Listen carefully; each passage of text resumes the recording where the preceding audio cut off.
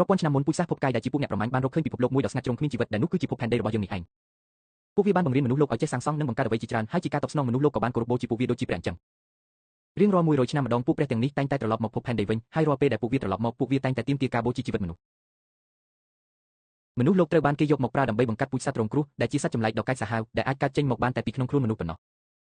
បន្ទាប់មកពួកអ្នកប្រមាញ់នឹងត្រូវទល់ជាមួយសត្វចម្លែកដ៏សាហាវឃោរឃៅទាំងនេះក្នុងការប្រយុទ្ធដើម្បីបញ្ជាក់ថាតើពួកគេស័ក្តិសមនឹងទទួលបានស្លាកស្នាមរបស់ពួកគេដែរឬទេក៏ចាញ់ខ្លះក៏ឈ្នះហើយរាល់ពេលដែលអ្នកប្រមាញ់ម្នាក់ត្រូវបានចាញ់គេនឹងបំផ្លាញអ្វីគ្រប់យ៉ាងរួមទាំងខ្លួនឯងផងដែរអរិយធម៌ទាំងមូលអាចនឹងត្រូវរលាយបាត់បង់ត្រឹមតែមួយយប់ប៉ុន្តែពួកអ្នកប្រមាញ់ទាំងនេះមិនដែលបញ្ឈប់ឡើយពួកវាប្រមាញ់ដើម្បីធ្វើឲ្យខ្លួនឯងកាន់តែខ្លាំងក្លាហើយឥឡូវនេះពេលវេលា100ឆ្នាំជិតមកដល់ទៀតហើយពួកវាកំពុងតែត្រឡប់មកវិញសាច់រឿងបានចាប់ផ្ដើមនៅក្នុងឆ្នាំ2004នៅពេលដែលផ្កាយរណបស្រាវជ្រាវមួយបានចាប់សញ្ញាអ្វីមួយប្លែកនៅក្រោមផ្ទាំងទឹកកកក្នុងតំបន់អង់តាក់ទិកសញ្ញានោះបានក្លាយជាអាថ៌កំបាំងសម្រាប់ក្រុមហ៊ុន Wayland Industries ផ្កាយរណបនោះជារបស់លោក Charles Bishop Wayland ដែលជាស្ថាបនិកដ៏មានទ្រព្យសម្បត្តិមហាសាលរបស់ក្រុមហ៊ុនហើយនៅពេលដែលគាត់បានឮអំពីការរកឃើញនេះគាត់ក៏បានចាត់ការយ៉ាងលឿនបំផុតក្នុងរយៈពេលត្រឹមតែប្រមាណថ្ងៃ Wayland បានប្រមូលផ្ដុំក្រុមការងារមួយ Sebastian De Rosa ជនជាតិអ៊ីតាលីជាអ្នកបុរាណវិទ្យាម្នាក់ដែលកំពុងតែជាប់គាំងនឹងការងារគ្មានលទ្ធផលនៅមិចស៊ិក Alex Woods អ្នកនាំផ្លូវដ៏រឹងមាំនិងជាអ្នកជំនាញខាងការរស់រានមានជីវិត Graham Miller វិស្វករគីមីនិងអ្នកជំនាញផ្សេងទៀតWayland បាននាំពួកគេទៅកាន់តំបន់អង់តាក់ទិកតាមរយៈប៉ារបស់គាត់នៅពេលដំបូងគ្មាននរណាម្នាក់ដឹងថាហេតុអ្វីបានជាពួកគេត្រូវបានគេហៅមកនោះទេនៅពេលដែលគ្រប់គ្នាបានជួបជុំគ្នា Wayland ក៏បានពន្យល់ពីអ្វីដែលផ្កាយរណបរបស់គាត់បានថតជាប់ដែលវាជារូបភាពមិនធម្មតាមកពីតំបន់ទឹកកកដ៏ដាច់ស្រយាលមួយនៅពេលដែលមនុស្សរបស់គាត់បានបំលែងការស្កេននោះទៅជាផែនទី3ពួកគេបានរកឃើញអ្វីមួយដែលមិនគួរឲ្យជឿនៅចម្ងាយជិត 2000 ហ្វីតក្រោមផ្ទាំងទឹកកកវាគឺជាប្រាសាទពីរ៉ាមីតបុរាណមួយដែលមានបន្ទប់រាប់រយនៅខាងក្នុងសម្រាប់ Wayland វាមិនមែនគ្រាន់តែជាវិទ្យាសាស្ត្រនោះទេវាគឺជាភស្តុតាងនៃអ្វីមួយដែលមិនអាចទៅរួចនិងជាកេរដំណែលដែលគាត់មិនព្រមបោះបង់ចោលឡើយនៅពេលនេះWayland និយាយថាពួកអ្នកជំនាញរបស់គាត់មិនអាចឯកភាពគ្នាបានទេថាតើនរណាជាអ្នកសាងសង់វាអ្នកខ្លះមើលឃើញពីលក្ខណៈរបស់ជនជាតិ Aztec អ្នកខ្លះទៀតផ្សារភ្ជាប់វាទៅនឹងស្ថាបត្យកម្មខ្មែរប៉ុន្តែគ្រប់គ្នាក៏សង្កេតឃើញមានសញ្ញាណយ៉ាងច្បាស់ជារបស់ជនជាតិ AC ផងដែរ Sebastian បានសិក្សាទិន្នន័យនោះហើយនិយាយថាអ្វីដែលចម្លែកបំផុតនោះគឺពួកគេទាំងអស់គ្នាអាចនឹងត្រូវទាំងអស់ប្រាសាទពីរ៉ាមីតនេះបានបញ្ចូលគ្នានូវរចនាប័ទ្មទាំង3ដែលបង្ហាញថាវាត្រូវបានបង្កើតឡើងដោយអរិយធម៌មួយដែលមានអាយុកាលចាស់ជាងពួកវាទាំងអស់ទៅទៀតដែលពិភពលោកទំនើបមិនទាំងដឹងផងនោះបន្ទាប់មកក៏មានសំណួរដ៏ច្បាស់មួយសួរឡើងថាហេតុអ្វីបានជាត្រូវសាងសង់សំណង់មួយនៅក្នុងកន្លែងដ៏កកនិងគ្មានជីវិតបែបនេះចម្លើយគឺសាមញ្ញណាស់តំបន់អង់តាក់ទិកមិនមែនតែបែបនេះរហូតនោះទេកាលពីមុនវាប្រហែលជាដីដែលអាចរស់នៅបានដូច្នេះអរិយធម៌មួយអាចមានវត្តមាននៅទីនោះហើយបានសាងសង់ប្រាសាទពីរ៉ាមីតនៅក្នុងយុគសម័យផ្សេងមួយទៀតពួកគេក៏បានពន្យល់ពីពេលវេលាផងដែរប្រសិនបើការឃុំនៅតែបន្តក្នុងល្បឿនបច្ចុប្បន្នពួកគេនឹងទៅដល់សំណង់នោះក្នុងរយៈពេល7ថ្ងៃ Lex បានសួរថាតើនាងនឹងមានពេលប៉ុន្មានដើម្បីរៀបចំគ្រប់គ្នាមុនពេលចុះទៅខាងក្រោមចម្លើយរបស់ Wayland គឺដាច់ខាតណាស់គឺគ្មានតតែសោះនៅពេលដែលពួកគេបើកផ្លូវបានភ្លាមពួកគេនឹងចូលទៅភ្លាម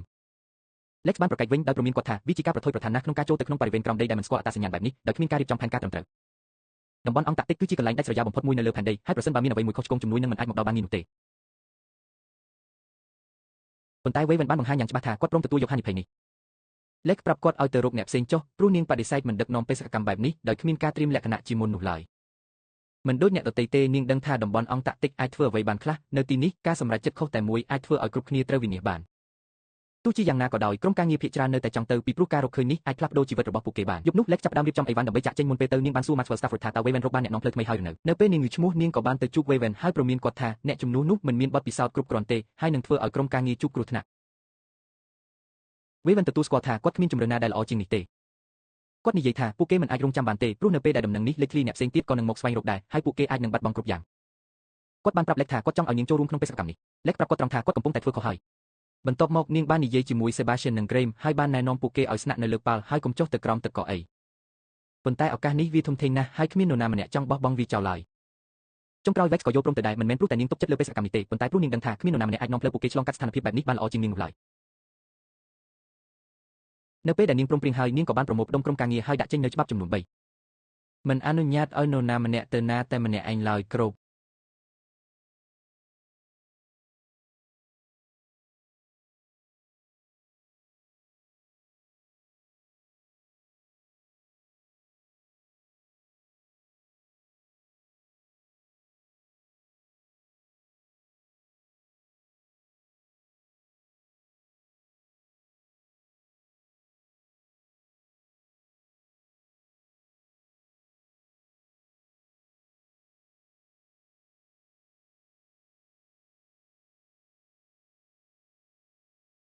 មិនដល់24ម៉ោងផង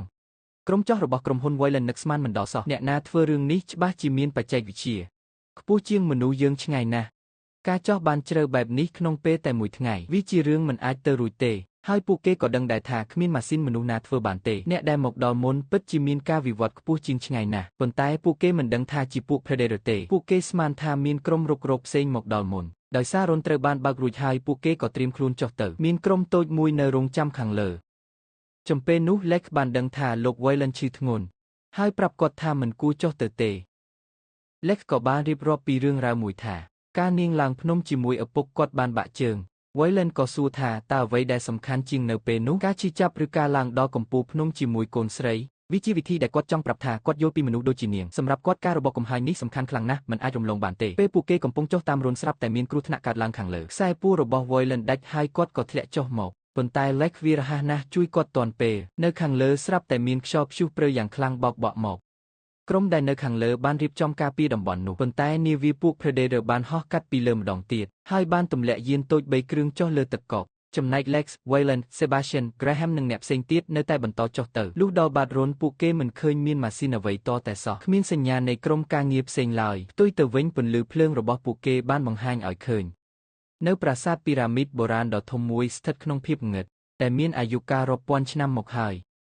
យវាត្រូវបានសាងសង់ឡើងដោយរួមបញ្ចូលរចនាបថពីអាឲ្យធរជាច្រើនក្នុងពេលតែមួយគ្រាន់តែពួកគេឈានជើងចូលភ្លាមដុំថ្មមួយដុំក៏រំកិលខ្លួនហើយភ្លាមនោះអ្វីម្យ៉ាងក៏ដំណើរការបរិយាកាសប្រែប្រួលដូចជាសំណង់នេះទើបតែភ្ញាក់ពីដំណេកអញ្ចឹងហើយច្រកផ្លូវនានាចាប់ផ្ដើមផ្លាស់ប្ដូររូបរាងបន្តិចម្ដងហាក់ដូចជាប្រាសាទពីរ៉ាមីតកំពុងរៀបចំខ្លួនវាឡើងវិញសញ្ញានោះត្រូវបានរកឃើញដោយពួក Predator ពួកគេជាព្រានប្រមាញ់ដែលទើបតែមកដល់ផែនដីបន្ទាប់មករឿងរ៉ាវបានកាត់ទៅដល់ផ្នែកជ្រៅបំផុតនៃប្រាសាទដែលជាកន្លែងសត្វចម្លែកក្រៅភពមួយប្រភេទទៀតត្រូវបានគេឃុំឃាំងវាស្ថិតក្នុងដំណេកយ៉ាងស្កប់ស្កល់សត្វចម្លែកនេះមានឈ្មោះថា Xenomorph ក្រុមការងារនៅមិនទាន់ដឹងថាកន្លែងនេះគ្រោះថ្នាក់កម្រិតណាទេឬពួកគេកំពុងដើរចូលទៅក្នុងរឿងដែលធំជាងការរកឃើញផ្នែកបុរាណវិទ្យាទៅទៀតពេលពួកគេដើរចូលទៅជ្រៅ Sebastian បានបកប្រែអក្សរនៅលើជញ្ជាំងប្រាសាទនេះពិតជាមានការលាយឡំគ្នារវាងនិមិត្តសញ្ញា Aztec ខ្មែរនិង Ancient Man នៅខាងមុខមានការព្រមានថាមានតែអ្នកដែលត្រូវបានជ្រើសរើសប៉ុណ្ណោះទើបអាចចូលបានវាក៏មានរូបចម្លាក់របស់ពួកព្រានប្រមាញ់ Predator ខ្លួនឯងដែរនៅខាងលើមនុស្សដែលនៅរងចាំស្រាប់តែរងការវាយប្រហារម្ដងម្នាក់ពួក Predator ចាប់ផ្ដើមកម្ចាត់ពួកគេចោលពួកព្រានប្រមាញ់ទាំងនេះលើសពីមនុស្សធម្មតាទៅទៀតពួកគេអាចបំបាំងកាយបានខ្លាំងជាងឆ្ងាយណាស់ហើយមនុស្សយើងមិនអាចប្រៀបនឹងបច្ចេកវិទ្យាកម្រិតនេះបានទេពួកគេប្រមាញ់ព្រោះវាជាអត្តសញ្ញាណរបស់ពួកគេវាជាវិធីបង្ហាញពីសមត្ថភាពខ្លួនឯងនៅខាងក្រោម Lex, Wayland, Sebastian និងអ្នកផ្សេងទៀតបានទៅដល់បន្ទប់ដ៏គួរឲ្យខ្លាចមួយជញ្ជាំងបន្ទប់ពោពេញទៅដោយឆ្អឹងមនុស្សហើយមានកំទេចកំទីនៅរីប៉ាយគ្រប់កន្លែង Wayland សួរថាតើកន្លែងនេះជាកន្លែងអ្វី Sebastian ឆ្លើយថាមើលទៅដូចជាបន្ទប់បូជាយីការបូជាយីមនុស្សមាននៅក្នុងវប្បធម៌បុរាណជាច្រើនដូច្នេះដំបូងឡើយឆ្អឹងទាំងនេះហាក់ដូចជាសមហេតុផលប៉ុន្តែបន្ទាប់មកពួកគេបានកត់សម្គាល់ឃើញរឿងដែលអាក្រក់ជាងនេះសាកសពជាច្រើនមានប្រហោងនៅត្រង់ទ្រូងហើយឆ្អឹងជំនីបានកោងចេញមកក្រៅមិនមែនកោងចូលក្នុងទេមានន័យថាពួកគេមិនមែនត្រូវបានគេវះពីខាងក្រៅឡើយគឺមានអ្វីម្យ៉ាងបានទម្លាយចេញពីខាងក្នុងមកវិញ Sebastian បន្ថែមថាមនុស្សទាំងនេះហាក់ដូចជាស្ម័គ្រចិត្តមកទីនេះពួកគេមិនត្រូវបានគេចងឬអូសចូលមកឡើយប្រុសស្រីទាំងនេះដើរចូលមកដោយខ្លួនឯងហាក់ដូចជាពួកគេគិតថាវាជាកិត្តិយសអញ្ចឹងចំពេលនោះដែរនៅផ្នែកជ្រៅបំផុតខាងក្រោមស្ដេចខ្ញាន Xenomorph ដ៏ធំចាប់ផ្ដើមភ្ញាក់ដឹងខ្លួនវាត្រូវបានគេឃុំឃាំងនៅទីនោះហើយនៅពេលប្រព័ន្ធដំណើរការវដ្តជីវិតរបស់វាក៏ចាប់ផ្ដើមម្ដងទៀតស្ដេចខ្ញានចាប់ផ្ដើមពងព្រោះវាជាវិធីដែលការប្រមាញ់ត្រូវបានរៀបចំឡើងពងទាំងនោះនឹងបង្កើតជាសត្វដ៏កាចសាហាវតែពួក Predator ចង់មកតាំងជាមួយពួក Predator អាចនឹងខ្លាំងពិតមែនប៉ុន្តែ Xenomorph ក៏សាហាវមិនណយដែរនេះហើយជាសត្វចម្លែកដែលពួកព្រានប្រមាញ់ចង់មកប្រឈមមុខបន្ទាប់មកក្រុមការងារបានឮសំឡេងចម្លែកមួយ Graham និយាយថាប្រហែលជាសំឡេងខ្យល់ទេដឹងប៉ុន្តែសំឡេងនោះស្ដាប់ទៅមិនស្រួលសោះ Maxwell បានទម្លាក់ដំបងពន្លឺចុះទៅខាងក្រោមហើយបន្តិចក្រោយមកពួកគេសម្រេចចិត្តចុះទៅជ្រៅជាងមុននៅក្រោមបន្ទប់បូជាយីដើម្បីចង់ដឹងថាមានអ្វីនៅខាងក្រោមនោះពិតប្រាកដចំពេលនោះដែរពួកព្រានប្រមាញ់ Predator ទាំង3ក៏បានចូលទៅក្នុងប្រាសាទហើយដោយលបមើលក្រុមមនុស្សពីខាងលើពេលក្រុមការងារដើរចូលទៅជ្រៅមានមនុស្ស2 3នាក់នៅរោងចាំនៅក្នុងបន្ទប់បូជាយីដើម្បីពិនិត្យមើលអ្វីដែលពួកគេបានរកឃើញនៅពីមុខពួកគេគឺជារូងថ្មមួយដែលពោពេញទៅដោយនិមិត្តសញ្ញាប្រតិទិនម៉ាយ៉ានមែន Sebastian បានសិក្សាពីសញ្ញាទាំងនោះហើយគិតថាវាត្រូវបានបាត់ចុងក្រោយកាលពី100ឆ្នាំមុនគឺក្នុងឆ្នាំ1904ចំណែកពេលនេះគឺឆ្នាំ2004គាត់បានកែតម្រូវប្រតិទិនទៅតាមកាលបរិច្ឆេទបច្ចុប្បន្នហើយរូងថ្មនោះក៏ស្រាប់តែបើកឡើងនៅខាងក្នុងគ្រប់គ្នាស្រឡាងកាំងហ្មងមានអាវុធទំនើប3ដើមស្ថិតនៅទីនោះពោះពីអ្វីដែលពួកគេរំពឹងទុកឆ្ងាយណាស់វាហាក់ដូចជាមិនសមហេតុផលសោះព្រោះប្រាសាទនេះមានអាយុកាលរាប់ពាន់ឆ្នាំទៅហើយតែបច្ចេកវិទ្យាបែបនេះអាចមកលាក់ក្នុងសំណង់បុរាណបែបនេះបានយ៉ាងម៉េចសូម្បីតែអ្នកវិទ្យាសាស្ត្រក៏ពន្យល់មិនចេញដែរLexនិយាយថាពួកគេត្រូវតែចាក់ចេញហើយចាំត្រឡប់មកវិញថ្ងៃស្អែកទាំងមានការរៀបចំខ្លួនរួចចុះ គ្រាន់តែអាវុធត្រូវបានដកចេញភ្លាមពីរ៉ាមីតក៏ចាប់ផ្ដើមមានប្រតិកម្មជញ្ជាំងថ្មដ៏ធំហេម៉ាបានរំកិលហើយទម្រង់របស់វាគ្មិនក៏ចាប់ផ្ដើមប្រែប្រួលរូបរាងត្រឹមតែប៉ុន្មានវិនាទីប៉ុណ្ណោះក្រុមការងារត្រូវបានបំបែកទៅតាមបន្ទប់ផ្សេងអ្នកដែលនៅក្នុងបន្ទប់បូជាយិញត្រូវបានបិទគប់នៅខាងក្នុងហើយជញ្ជាំងទាំងនោះគឺធ្ងន់ពេករហូតមិនអាចរុញបើកបានឡើយបន្ទាប់មកស្ថានភាពកាន់តែអាក្រក់ទៅកម្រាលឥដ្ឋបានបើកឡើងហើយពងចម្លែកក៏លេចចេញមកពួកវាបានប្រេះចេញហើយពួកវេសហើយក៏ហក់ចេញមកក្រៅពួកវាខំស្អិតជាប់នឹងមុខមនុស្សហើយបញ្ជ្រាបអ្វីមួយដែលមានជីវិតចូលទៅក្នុងខ្លួនជនរងគ្រោះក្រុមការងារដែលនៅខាងក្រោមមើលសំឡេងស្រែកតែពួកគេក៏ត្រូវបានជាប់ឃុំដូចគ្នាដែរក្នុងពេលជាមួយគ្នានោះពួក Predator ដឹងខ្លួនថាអាវុធរបស់ពួកគេត្រូវបានគេលួចទៅហើយនោះហើយជាពេលដែលពួកគេសម្រុកសម្ដៅទៅរកពួកមនុស្សព្រោះពេលនេះពិធីប្រមាញ់បានចាប់ផ្ដើមជាផ្លូវការហើយពីរ៉ាមីតនេះមិនមែនផ្លាស់ប្ដូរដោយចៃដន្យនោះទេវាគឺកំពុងកែប្រែទីនេះឲ្យទៅជាសមរភូមិដែលមានការគ្រប់គ្រងយ៉ាងច្បាស់លាស់ពួក Predator បិទផ្លូវយ៉ាងលឿនព្រោះច្បាប់របស់ពួកគេគឺច្បាស់ណាស់កាលណាអាវុធត្រូវបានដកចេញការសាកល្បងនឹងចាប់ផ្ដើមហើយអ្នកណានៅខាងក្នុងនឹងក្លាយជាចំណែកនៃល្បែងប្រមាញ់នេះចុងក្រោយពួក Wes Hudger ក៏របូតចេញមកវិញតែអ្វីគឺយឺតពេលទៅហើយនៅខាងក្នុងខ្លួនជនរងគ្រោះពួក Xenomorph លូតលាស់យ៉ាងលឿនបំផុតនៅពេលពួកវាពេញវ័យពួកវាក៏ធ្លាយចេញពីទ្រូងយ៉ាងសាហាវខូចខើនោះហើយជាវិធីដែលពួក Xenomorph ចាប់កំណើតឡើងហើយវាក៏ជាមូលហេតុពិតប្រាកដដែលមានការបូជាយិញនៅទីនេះដែរមនុស្សត្រូវបាននាំមកទីនេះដើម្បីបង្កើតជាសត្វចម្លែកសម្រាប់ឲ្យពួក Predator ធ្វើការប្រមាញ់ Lex រកឃើញផ្លូវមួយដែលអាចទៅរួចក៏បញ្ជាឲ្យអ្នករាល់គ្នាប្រញាប់រំកិលខ្លួន Maxwell ដែលកំពុងកាន់អាវុធបាននិយាយថាការងាររបស់នាងគឺចប់ហើយ Lex ស្រែកទៅវិញភ្លាមថាការនាំអ្នករាល់គ្នាចេញទៅក្រៅនៅតែជាទំនួលខុសត្រូវរបស់នាងដដែលពួកគេបានសម្រុកកាត់ច្រកផ្លូវដែលកំពុងផ្លាស់ប្ដូរនិងឆ្លងកាត់រូបសំណាក Predator ដ៏ធំ Maxwell ក៏សម្គាល់ថាមនុស្សបុរាណប្រាកដជាគោរពបូជាពួកវាខ្លាំងណាស់បន្ទាប់មកគាត់ក៏ឃើញអាវុធដូចដែលគាត់បានលួចមកអញ្ចឹងដែរដោយវាត្រូវបានបំពាក់នៅលើស្មារបស់រូបសំណាកអ្វីដែលពួកគេមិនបានដឹងនោះគឺពួក Predator នៅក្បែរនោះស្រាប់ទៅហើយនិងកំពុងតាមដានរាល់សកម្មភាពខណៈពេលដែលក្រុមការងារកំពុងដើរទៅមុខខ្សែលូសដែលស្ទើរតែមើលមិនឃើញមួយបានកាត់កបរម្នាក់ដួលទៅលើដីភ្លាមវាគឺជាការវាយប្រហាររបស់ពួក Predator Maxwell និងអ្នកផ្សេងទៀតបានបាញ់តបត់តែវាគ្មានន័យតតែសោះពួក Predator អាចបំបាំងកាយបានធ្វើឲ្យពួកមនុស្សមិនអាចមើលឃើញពួកគេច្បាស់លាស់ដើម្បីវាយបកវិញឡើយបន្ទាប់មកជញ្ជាំងក៏ចាប់ផ្ដើមរំកិលម្ដងទៀតពីរ៉ាមីតបានផ្លាស់ប្ដូរម្ដងទៀតធ្វើឲ្យពួកគេកាន់តែបែកបាក់គ្នា Graham និងរួមទាំង Quain ត្រូវបានបិទផ្លូវជាប់គ្នានៅម្ខាងខណៈដែលបុរសម្នាក់ទៀតត្រូវជាប់ឃុំនៅកន្លែងផ្សេងដាច់តែង Lex Weaven Sebastian និង Maxwell ត្រូវជាប់ឃុំនៅក្នុងបន្ទប់តែមួយជាមួយគ្នាខណៈអ្នកផ្សេងទៀតត្រូវចាត់ចែងទៅតាមម្នាក់ឯងនោះមិនយូរប៉ុន្មានក៏ត្រូវពួក Xenomorph លោតសង្កប់តែម្ដងអ្នកផ្សេងទៀតគ្រាន់តែបានឮសំឡេងស្រែករបស់គាត់លាន់រំពងពេញសំណងនេះប៉ុណ្ណោះនៅកន្លែងផ្សេងទៀត Graham បានព្យាយាមធ្វើឲ្យ Quain រក្សាភាពស្ងប់ស្ងាត់ដោយសន្យាថានឹងរកផ្លូវចេញឲ្យខាងតែត្រឡប់មកក្នុងបន្ទប់វិញ Maxwell បានទាមទារចម្លើយពី Wayland មនុស្សជាច្រើនកំពុងតែបាត់បង់ជីវិតហើយគាត់ចង់ដឹងថាពួកគេកំពុងស្លាប់ដើម្បីអ្វី Wayland បានឆ្លើយតបយ៉ាងត្រជាក់ស្រជំថាដើម្បីការរកឃើញអ្វីមួយដែលអាចបានកំណត់ម៉ោង10នាទីនៅលើនាឡិការបស់គាត់ Lex បានសួររកមូលហេតុហើយគាត់ក៏បានពន្យល់ថាវប្បធម៌បុរាណមួយចំនួនបានបង្កើតប្រព័ន្ធរបស់ពួកគេជុំវិញពីរ៉ាមីតនេះអាចនឹងផ្លាស់ប្ដូររៀងរាល់10នាទីម្ដងដូចជាការកំណត់ម៉ោងឡើងវិញនៃល្បែងគុំភ្លើងនេះអញ្ចឹងជាទីត្រូវមែនចំពេលដែលបដូរការផ្លាស់ប្ដូរគ្រប់10នាទីជញ្ជាំងក៏ចាប់ផ្ដើមរំកិលម្ដងទៀតគេបានប្រញាប់រត់សម្ដៅទៅច្រកចេញតែពួក Predator បានវាយប្រហារមុនពេលពួកគេទៅបានឆ្ងាយវាបានគ្រវែងសំណាញ់ឡាស៊ែក្រសោបយក Maxwell ជាប់អ្នកផ្សេងទៀតព្យាយាមបាញ់តបត់តែអ្នកប្រមាញ់នោះមានឥទ្ធិពលខ្លាំងពេកហើយសំណាញ់នោះកាន់តែរឹតបន្តឹងខ្លាំងឡើងរហូតគ្មានមុខកាំបិតណាដែលបង្កើតដោយមនុស្សអាចកាត់វាដាច់ឡើយហើយ Maxwell ក៏ត្រូវបានសម្លាប់ចោលមកដល់ពេលនេះកាតាបដាក់អាវុធដែលត្រូវបានលួចនោះបានធ្លាក់មកលើដៃ Lex ហើយមុនពេលដែលពួក Predator អាចសម្លាប់ Lex និង Sebastian ដែរនោះស្រាប់តែពួក Xenomorph មួយក្បាលបានលេចខ្លួនឡើងហើយចូលទៅវាយប្រហារវាភ្លាម Predator ម្នាក់បានដួលទៅលើដីហើយម្នាក់ទៀតក៏បានងាកចេញពីពួកមនុស្សជាបន្ទាន់ដើម្បីទៅប្រយុទ្ធជាមួយពួក Xenomorph វិញជាលើកដំបូងហើយដែល Lex និង Sebastian បានយល់ដឹងពីសុបិនអាក្រក់ដ៏ពិតប្រាកដមួយនេះពូជសត្វក្រៅភពទាំងពីរនេះមិនមែនជាសម្ព័ន្ធមិត្តនឹងគ្នាទេពួកវាគឺនៅទីនេះដើម្បីកំទេចគ្នាទៅវិញទៅមកហើយពួកមនុស្សគឺគ្រាន់តែជាអ្នកជាប់ទាំងនៅចំពាក់កណ្ដាលបន្ទាប់មកជញ្ជាំងបានផ្លាស់ប្ដូរម្ដងទៀតហើយ Lex និង Sebastian ក៏បានឆ្លៀតឱកាសនោះលួចរត់គេចខ្លួនចេញពីបន្ទប់នោះបាត់ទៅពួក Predator បានធ្វើឲ្យពួក Xenomorph រងរបួសយ៉ាងធ្ងន់ធ្ងរតែសត្វចម្លែកនោះ Predator 3នាក់ដែលបានចូលមកក្នុងពីរ៉ាមីតនេះតែពេលនេះ2នាក់ត្រូវបានស្លាប់បាត់ទៅហើ